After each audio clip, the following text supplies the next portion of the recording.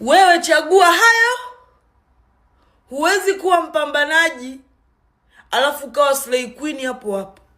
Na huwezi kuwa slay queen ukawa mpambanaji. Ukivifanya vyote kwa wakati mmoja, kuna hayo, upande mmoja utaegemea sana au utakuwa 50-50. Kwa chagua sehemu moja ambayo wewe unataka kuwa expert. You want to work hard. You want to fight. Be ready kupoteza watu. Be ready kupoteza baadhi ya mahusiano, kwa sababu sio kila mwanaume atamuelewa mwanamke anayepambana. Be ready kuomba sana. Huwezi kuwa mpambanaji kama usali. Huwezi kutoboa. Na hii naikazia. Huwezi kutoboa kwenye biashara kama humuombi Mwenyezi Mungu.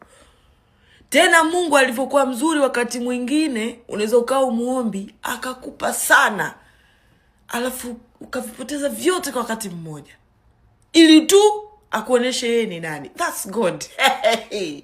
This one, this God is great. Choose.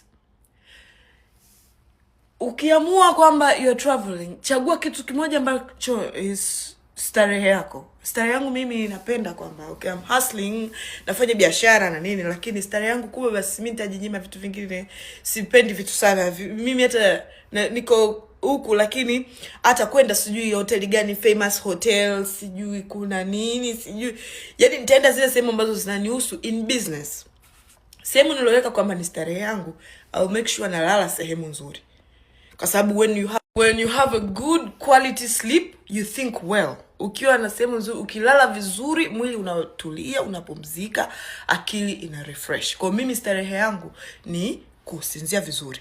Alafu sifosi kufiti na watu wa Instagram buddies. If you decide to walk, my sister, walk. If you decide to do business, do business. Wewe utakuwa tu msafi. Mimi ni msafi.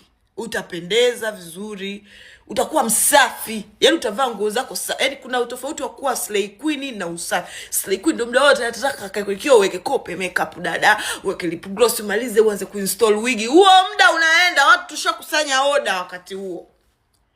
That's why nakwambia choose. Huo muda umeshamaliza, tunataka kwanza ufanye na photoshoot. Na ni wenzio tukishamaliza kukusanya mizigo, picha tunapiga barabarani. Tukikutana na sehemu location tunapiga barabarani. We are done.